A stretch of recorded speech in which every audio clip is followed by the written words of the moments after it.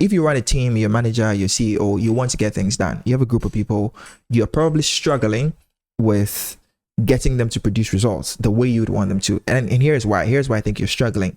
You were trying to get results through authority, not influence. So what's the difference? Authority is power that's given to you as a virtue of your position, right? Authority is imbued to you by a system. So if you take a policeman, for example, the policeman in uniform has authority because the law gives him that authority, right? The policeman himself, just the human being, doesn't really have any kind of authority. So if we were to take him out of the uniform, all of a sudden he's lost that authority, right? He only has authority because the system gives him the authority. You may have authority because your job gives you that authority. Maybe you're the CEO, maybe you're the MD, maybe you're the team lead, you're the manager, you're the PM, whomever. You are within a system that gives you a position of power. It gives you power to be able to now control other people or tell them what to do. But here's the thing. Authority is enforced usually through punishment. Okay? If somebody were to disregard your authority or disregard the policeman authority, typically what happens is that there's a consequence to that action.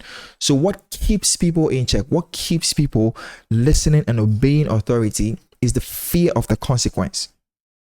That's what it is, right? People don't have to deal with the policeman. Most people hate their bosses.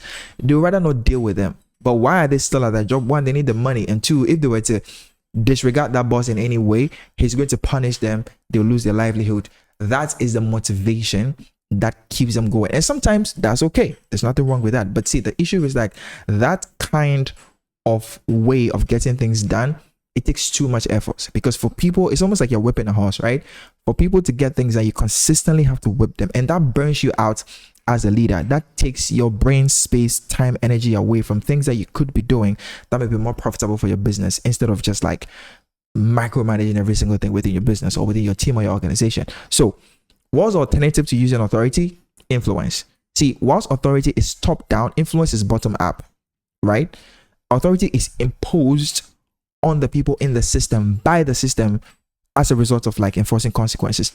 Influence is given to the people at the top of the system by the people within the system as a result of their reputation, their integrity, their knowledge, their track record, right? So if you have influence over people, it means that you have behaved in a way over a period of time that the person has gone like, this is somebody whose outcome I desire. This is somebody who respects me, who cares about me, who has integrity. This is somebody whom I believe if I follow, I get to have the best possible outcomes for the thing that I'm doing or for my life. Therefore, I am going to submit to their influence, right? And the thing about influence is that influence is not tied to the system. Influence is very fluid and is very versatile.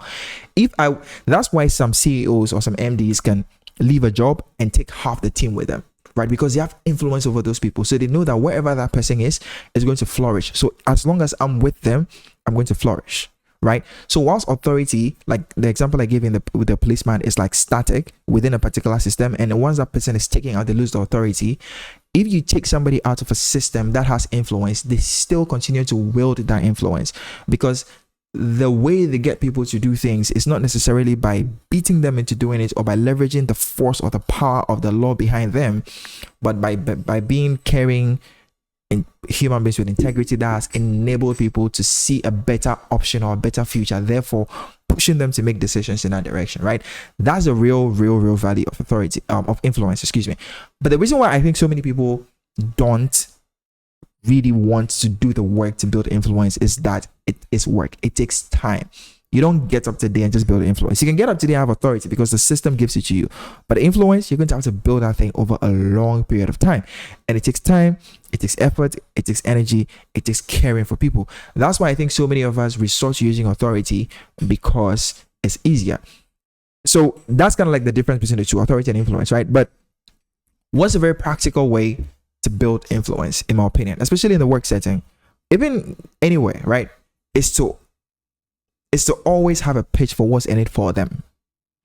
See, if you're in a position of leadership, it's very easy for you to get selfish. You feel like you have authority, you feel like you have power, you feel like people are there because they need you, you don't need them. Therefore, why should I spend any time, any of my energy, resources trying to explain to you what's in it for you? You should know I'm paying you, or I'm giving you this benefit. That's why you're there.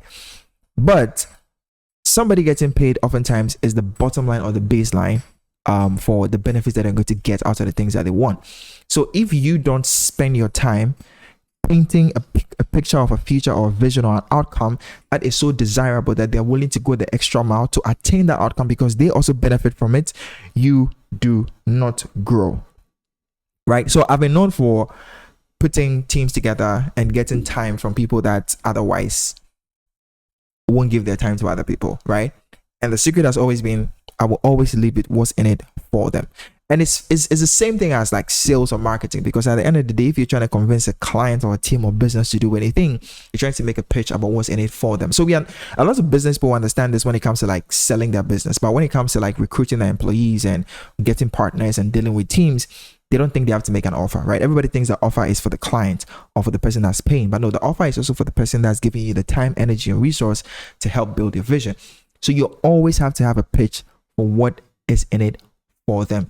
If you can do that, I think you will be able to get people to produce results that you'll be proud of, right? Results that will help drive your organization forward because you're getting them to see a vision of the future that they can also partake in if it comes to life, right?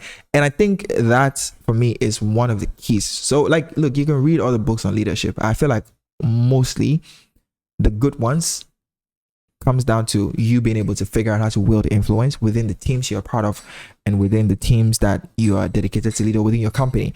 And this is important. This is an important topic to me because I feel like what Africa lacks is a lot of leadership. And like I've spoken about vision, which is a big part of that, but I think influence is also another one that I think is missing. So we have very ineffective organizations, very ineffective setups and systems and, you know, companies and businesses because most people don't understand that authority is limited in the outcomes that you can create, in the positive outcomes that you can create. But influence, on the other hand, or inspiration, for a better word, is limitless, quite honestly, in the way that it can push people or drive people to do things. So if you're getting into the week, just want to share that with you. I hope you get into your teams today. I hope you get into your meetings, your companies, your organizations, your wherever, and lead with care, lead with a vision, lead with a pitch of what's in it for them, and motivate your people and inspire them to take action as opposed to trying to beat them into submission. That's all I have for today's video. I will see you in the next one.